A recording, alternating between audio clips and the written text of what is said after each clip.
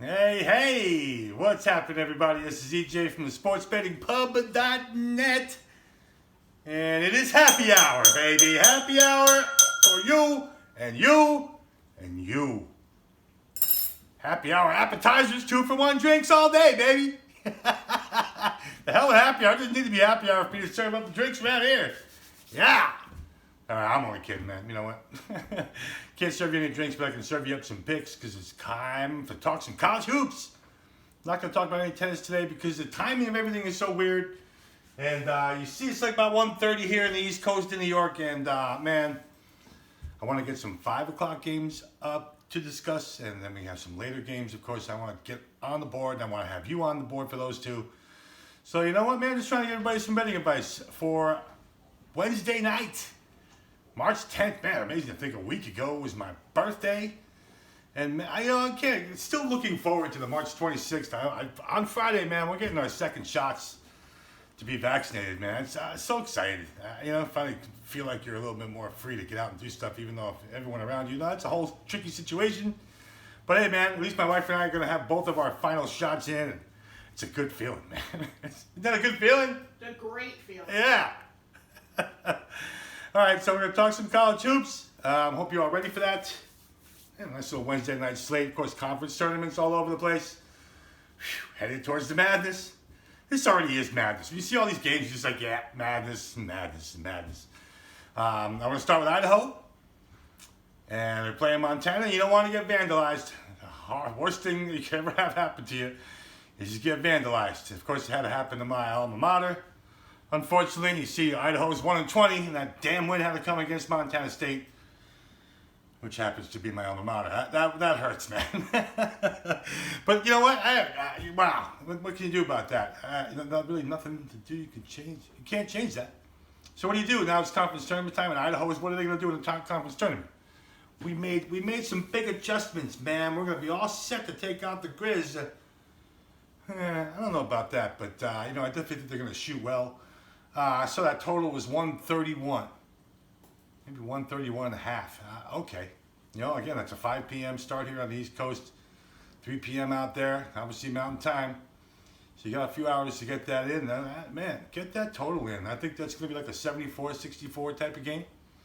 Talking about 138 points. So even if it does jump up to 132, you're fine. They're going to score. Even though obviously you see the 1-20 Vandals. So bad. So this should be their last game of the season, hopefully, for not only them, but for all of us. All right, we have 2 MAAC games I want to discuss there. Hanging out in Atlantic City, which I really wish we were there for. Yeah, we had plans to be there, like I mentioned on yesterday's show. I had plans to be at this whole event, all 4 days of it, just like we've done a couple times here. I know I've done it. Oh, my God. I honestly think I've been to about somewhere 12 or 13 MAAC conference tournaments. Lisa and I just did one 3 years ago when they were hanging out in Albany. That was fun because we had access to the whole stadium. I took a picture with every single mascot. If you go look at my YouTube channel, which you're on right now, you see I have shots of every mascot. Man, it was so fun. I remember me running around the whole building going, yep. There's the Quinnipiac Bobcat. I'm going to go take a picture with him. There's the Iona Gale guy. I'm going to go take a picture with him. Man, that was fun.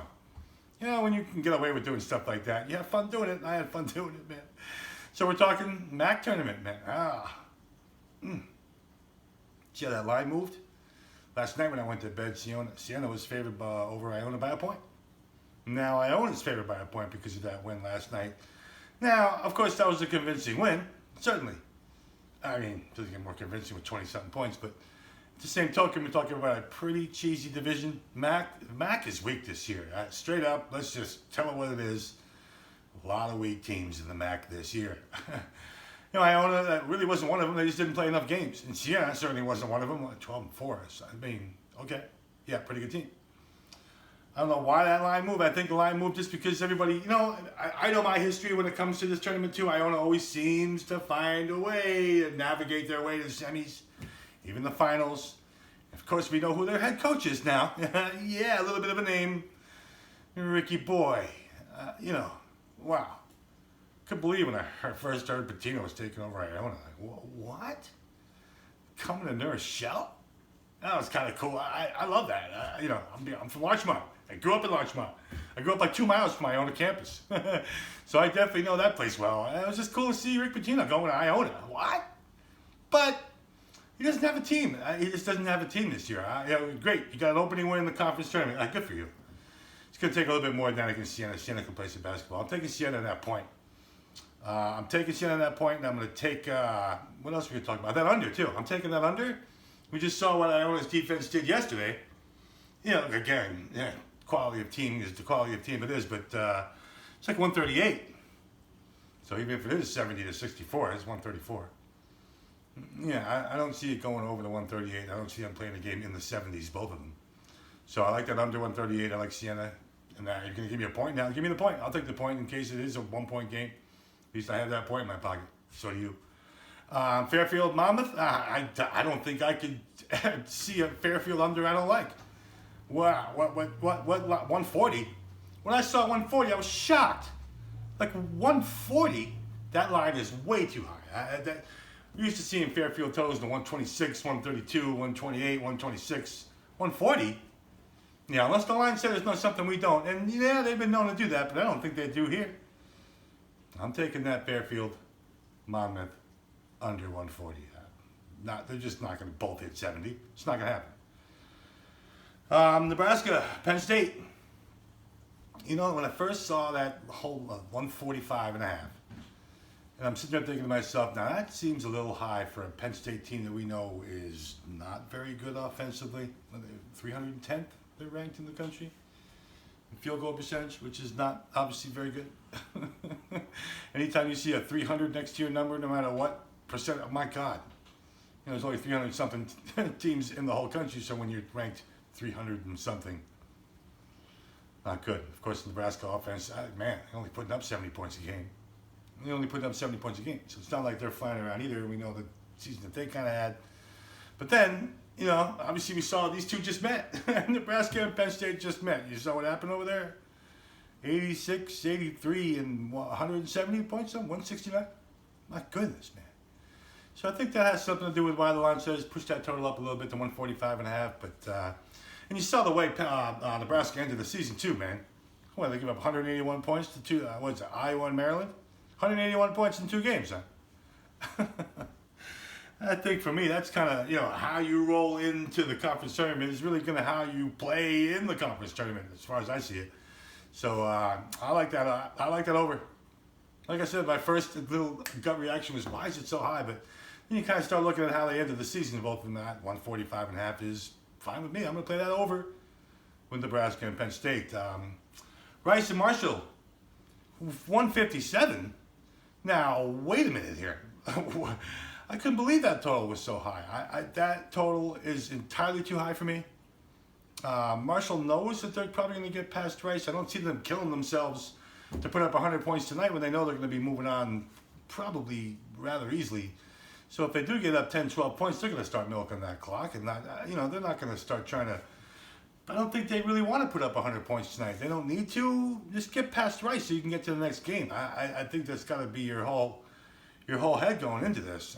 Get past it, man. I see an 81-69 type of game. 150 points.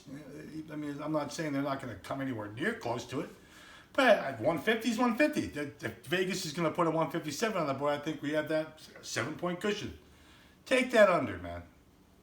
Just take that under. It's about it, all I can see there. And, I think I'm going to end the happy hour right there. Happy hour's over. Yeah. We'll still get you, though. Yeah, you'll get charged half price for that. Don't worry. All right. I'm EJ. It's a sports betting pub. You got some picks for Wednesday night here at College Hoops. Thanks for tuning in here at the YouTube channel now. You can check our podcast out on Spotify and iTunes. And Twitter, you can find us over at The Betting Pub. And our Instagram page is Sports Betting Pub. So make sure you head to sportsbettingpub.net. Check me out. Check out anything we have going on there. We have specials all the time. Even got good food specials going on. So we'll talk to you all later. Thanks for tuning in. Ciao in Boca Lupo.